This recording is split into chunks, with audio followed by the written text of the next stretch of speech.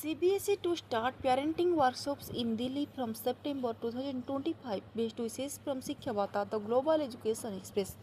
Good afternoon. Welcome to Sikshyabarta, the Government News and Education Express. The Central Board of Secondary Education will begin offline parenting workshops in September 2025, starting in Delhi and later across all over India. These workshops will train parents in positive parenting, digital well-being, and ways to build resilience in children in all the states.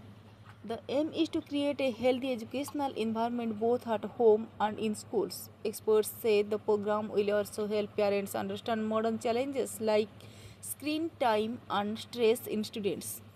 With these steps, CBSE hopes to improve cooperation between parents, teachers, and schools for the better growth of students to reach them to the success point.